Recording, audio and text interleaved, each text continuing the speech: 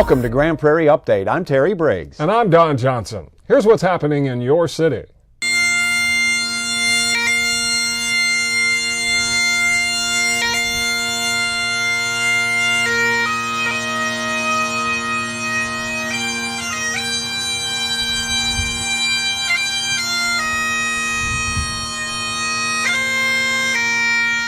The country is paying tribute this week to men and women in law enforcement. In Grand Prairie, the ceremony honors two fallen officers, Sergeant Gregory Hunter, who was killed in 2004, and Patrolman Lyndon King, who died in 1982. So, ladies and gentlemen, when we leave this place today, and as we go about our routine daily lives, let's remember this. It's not the way you die that makes you a hero. It's the way you live.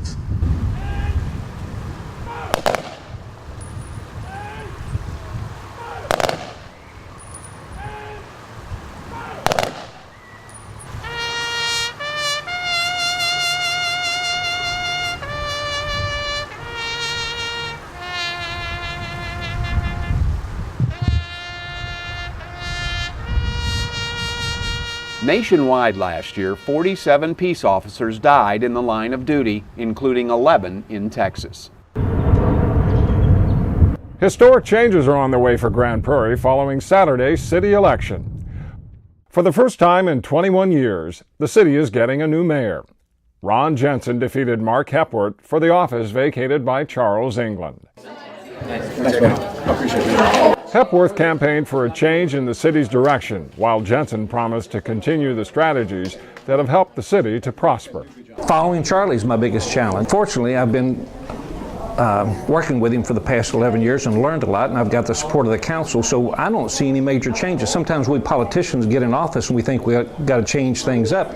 I just want to get at the helm of the boat and keep it going in the right direction. Jensen and Hepworth both resigned from the council to run for mayor, setting up contests for their seats. Georgia Clemson won the race in District 1, just the third female ever elected to the council. Well, I think the main thing, as we've walked through District 1, over 70 miles, my husband and I have, and we've gotten to hear the concerns of the people of District 1. And I think that's the first thing on my list, is to express those to the City Council. In District 6, no candidate won a majority of votes, so a runoff will be held on June 15th between the top two finishers, Warren Landrum and Jeff Woolridge. The ballot also included two uncontested seats on the council, Jim Swafford in District 2 and Richard Frigo in District 4. And voters decided to renew a quarter-cent sales tax for street improvements, which will generate an estimated $7 million a year to maintain alleys and streets. The results of Saturday's election will be certified and the winners sworn into office at the City Council meeting on May 21st. Utility Customer Service, this is Maria. How can I help you? The people at Grand Prairie's Water Utility Customer Service Division are reaching out to citizens, asking them to help their neighbors. Yes, I would also like to ask you if you'd like to contribute $1. Would you also like to donate $1 on your monthly water bill? And ma'am, while you're making your payment, would you also like to donate $1 for the Grand Prairie United Charities? They're stepping up their efforts to revitalize Grand Prairie's Water Assistance Program, which is a cooperative effort between the city and Grand Prairie United Charities, the organization that helps residents who are experiencing financial setbacks, like paying their water bill. We're going to make lots of customer contacts. Every time someone calls us on the phone, we'll make sure they're aware of the program. When they come through the drive-thru, when they come to our counter, there'll be information included with our water bill inserts in the pipeline. There'll be something on the website.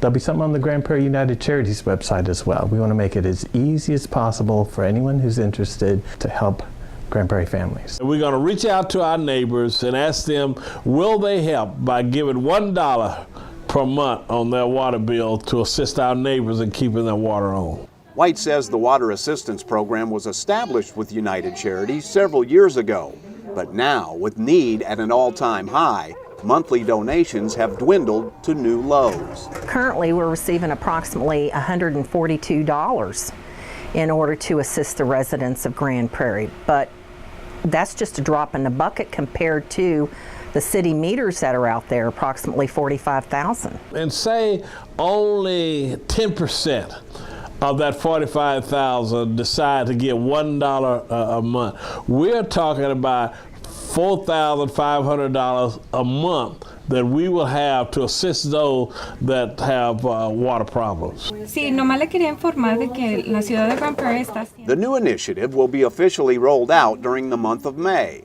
but it's already being embraced by the customer service staff, and they're hoping for the same reaction from their customers. To help our Grand Prairie United Charities? Yes, that'll be great. Perfect.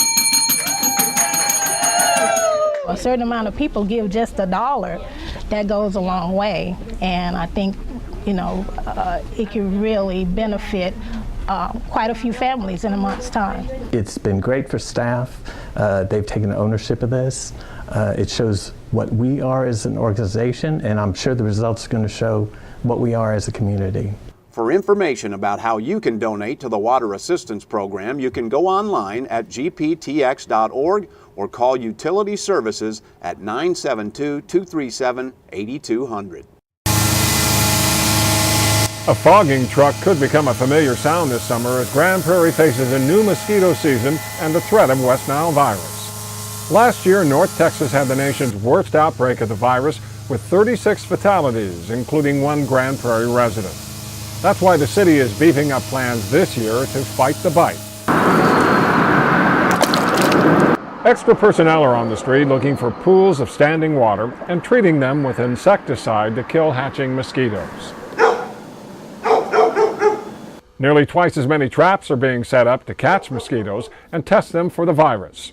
A new laboratory is also under contract to provide much faster results.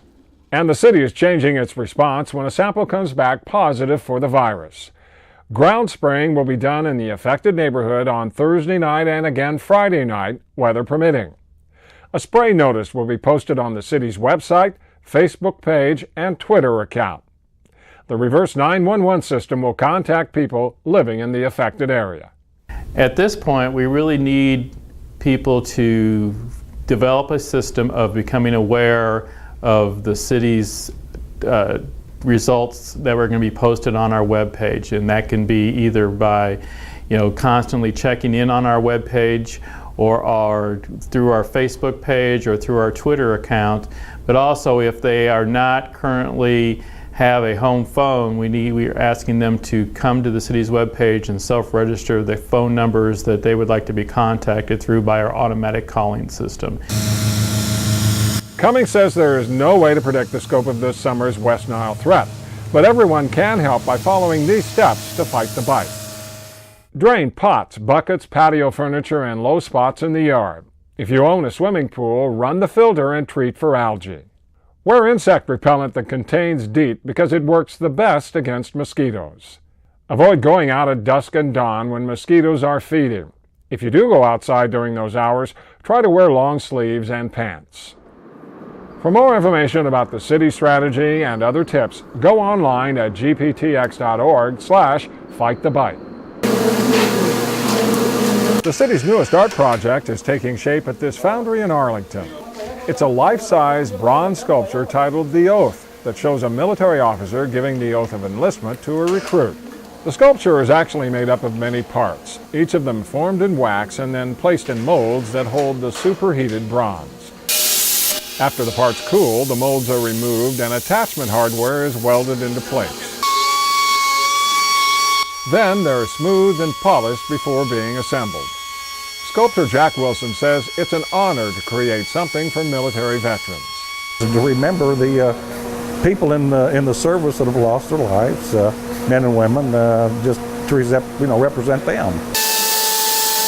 When it's ready, the oath will be installed at the city's Veterans Memorial, part of a multi-piece project that represents the stages of service and sacrifice in the military. The artwork is a value to the city. I think it will bring people to the facility, and I think a lot of the city vets and families will be proud to have it in the city of Grand Prairie. The new $80,000 sculpture will be dedicated during the Memorial Day ceremony on May 27th.